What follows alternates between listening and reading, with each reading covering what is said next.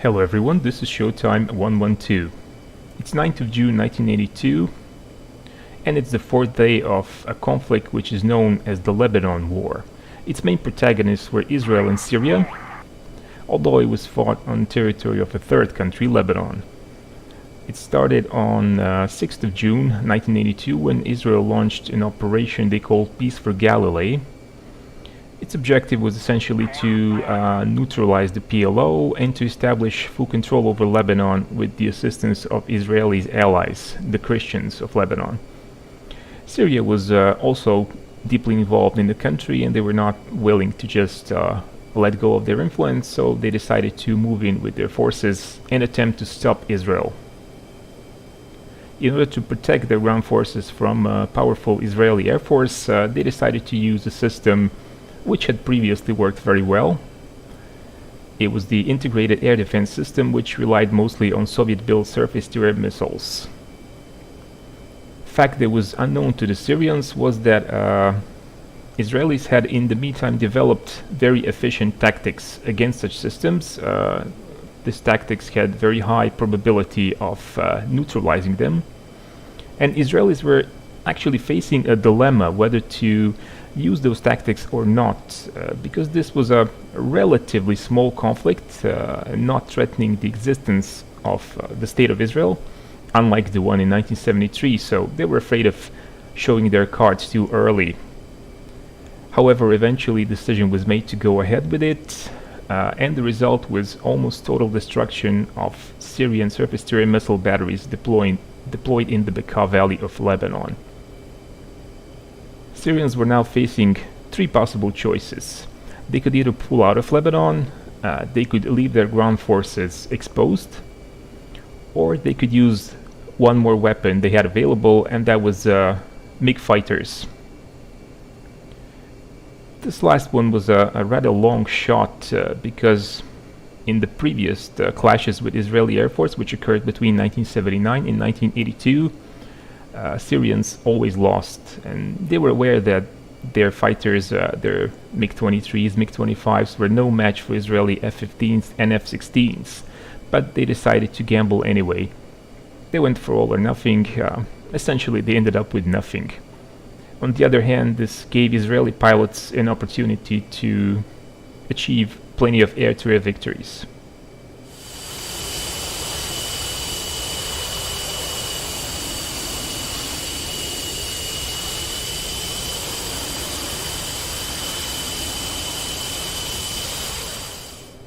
Our pilot today is Moshe Melnik, one of the most famous Israeli pilots.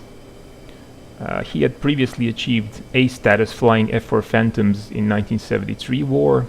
He was the first F-15 pilot in history to score an air-to-air kill in 1979, and he also participated in the famous Operation Opera in 1981, where Israeli Air Force destroyed Iraqi nuclear reactor. He's now leading a flight of 4 F-15s on a combat air patrol over southern Lebanon.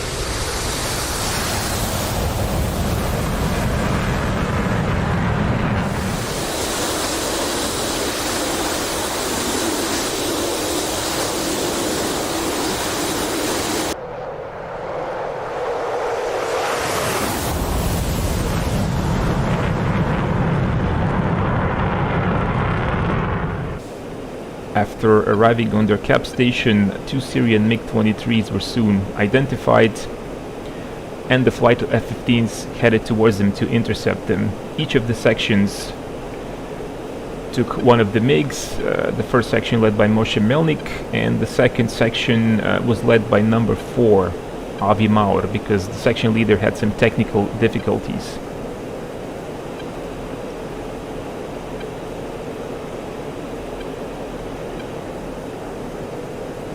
You can see that Moshe Melnik is about to attack the MiG with the Sparrow missile.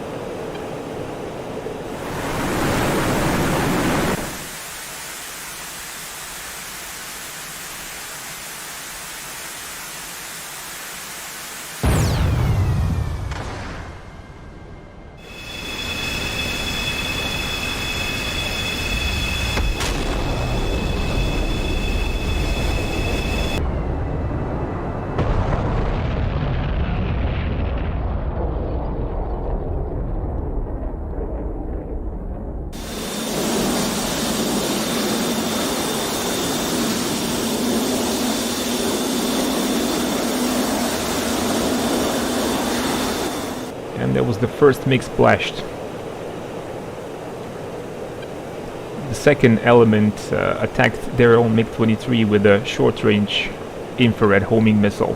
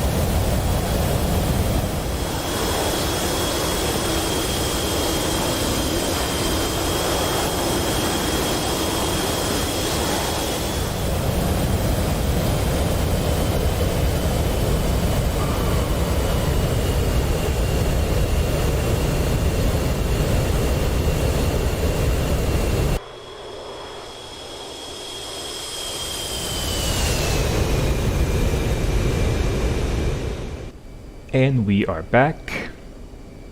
F-15 has once again demonstrated complete superiority over Syrian fighter types. It also demonstrated one more interesting advantage. The earlier fighter types, older types operated by Israelis such as Mirage or Phantom, would have to return to base after each conflict with the enemy. F-15s had plenty of fuel and they had much better fuel efficiency, so after that first conflict they were able to remain on cap station until the end of the scheduled vault time. I hope you enjoyed this video. If you did, don't forget to press the like button. This is really important for the channel. You can also follow us on Instagram. Feel free to comment, subscribe if you haven't done so already, and keep watching Showtime 112.